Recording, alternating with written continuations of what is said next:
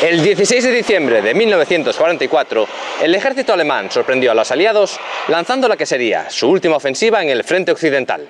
Estamos hablando de la Batalla de las Ardenas. Y uno de sus episodios más cruciales se desarrolló en torno a la ciudad de Bastogne.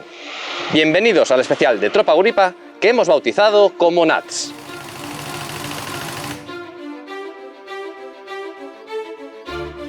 En diciembre de 1944, los aliados disponían en Amberes, Bélgica, de un segundo puerto de aguas profundas, además del de Cherburgo, para abastecer de forma más directa las necesidades del frente del noroeste de Europa, que avanzaba más rápido de lo previsto. Para Alemania, el suministro no suponía tanto un problema, ya que defendían una línea de frente cada vez menor y más próxima al territorio alemán. Pero a estas alturas, la victoria final en la guerra parecía estar más cerca del bando aliado. Fue entonces cuando el ejército alemán lanzó esta ofensiva que tenía como objetivo final tomar el puerto de Amberes y, no menos importante, encerrar y aislar a una gran cantidad de tropas aliadas. El ataque partió de las Ardenas, un bosque que se reparte entre Bélgica, Francia y Luxemburgo y que daría uno de los nombres con los que se conoce a esta batalla. La fase inicial del plan alemán tenía tres ejes de ataque liderados por tres ejércitos. En el norte, el sexto ejército avanzaría hacia Amberes. En el sur, el séptimo haría lo propio hacia Luxemburgo. Y en el centro, el quinto ejército trataría de tomar dos pueblos con importantes nudos de comunicaciones, Sankt-Vith y Bastogne. Controlar esta última, con sus 7 carreteras, sería clave para el resultado final de la batalla. Quedaros con esta cara. Se trata del general de brigada americano Anthony McAuliffe. A él le tocó, en ausencia del comandante de la División 101, general Taylor, organizar la defensa de Bastogne. Y pasó a la historia gracias a una sola palabra. Luego os contamos más. La sorpresa del ataque alemán puede explicarse por varios motivos. Por un lado, los alemanes aprovecharon la climatología adversa, con un tiempo invernal que no hacía previsible una ofensiva a gran escala. Pero por otro lado, los aliados habían realizado un reconocimiento aéreo del enemigo deficiente, a pesar de contar con el control total del aire, a lo que habría que sumarle un exceso de confianza entre los mandos aliados, que creían inminente la derrota total alemana. Como ejemplo, cuando el 17 de diciembre la División Aerotransportada Estadounidense 101 fue movilizada para tratar de frenar el avance alemán, su comandante, el general mayor Maxwell Taylor, estaba de gira en los Estados Unidos. En su ausencia, la responsabilidad recayó en el general de brigada McAuliffe, quien a partir del 19 de diciembre organizó sobre el terreno la defensa de Bastogne, desplegando el regimiento 506 al norte, el 502 al noroeste, el 501 al este y el 327 al sur y suroeste.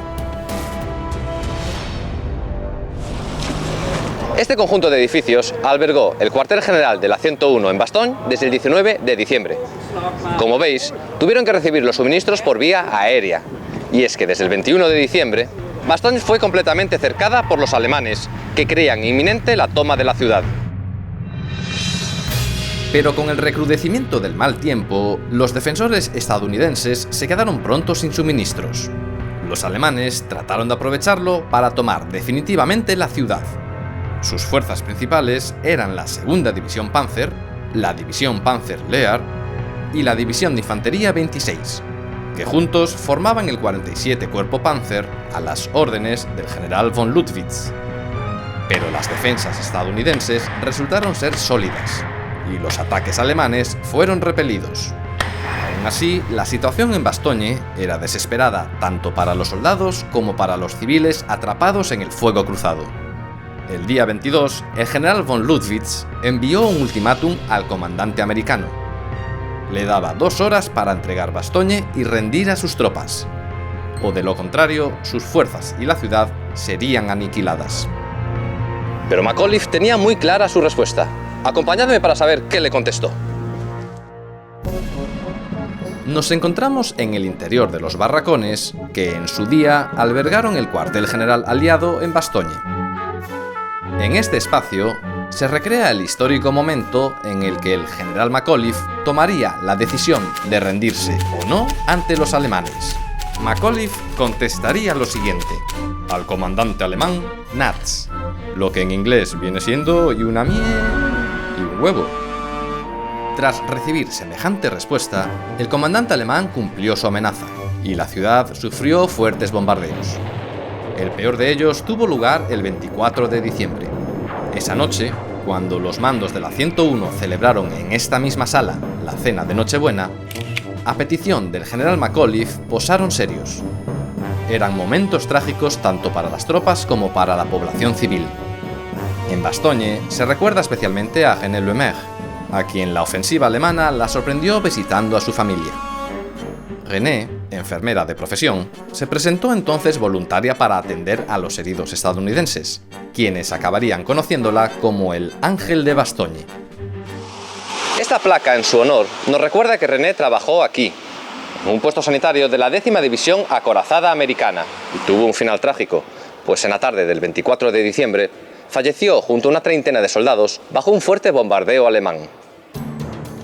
En Bastogne no llegó a haber combates, sino que la ciudad era la retaguardia aliada. Una retaguardia separada del frente en algunos puntos por apenas unos 2 kilómetros de distancia. En el frente, los paracaidistas de la 101 sufrían la escasez de suministros, especialmente de municiones. Pero lo peor, sin duda, era el frío, pues al contrario de las tropas alemanas, los estadounidenses no contaban con ropa de abrigo. Y aunque el grueso de la defensa de Bastogne recayó en los paracaidistas de la División 101, utilizados como infantería regular, no podemos pasar por alto el importante papel jugado desde el primer momento por unidades de la 10ª División Blindada, así como la presencia de artilleros, entre los que destacó el Batallón 969, compuesto por tropas negras. Finalmente, entre todos, lograrían bloquear la ofensiva alemana. El día 26 de diciembre, el tercer ejército americano de Patton rompió finalmente el cerco.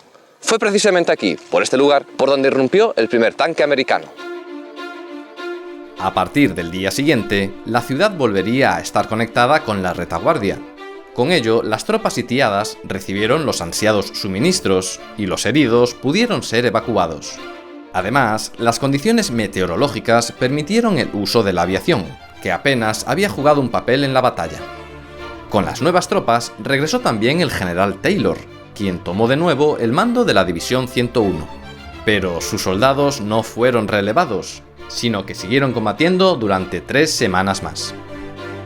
Su férrea resistencia de la ciudad les haría ganarse el sobrenombre de los bastardos apaleados de Bastogne, unos auténticos guripas. Hasta el próximo capítulo.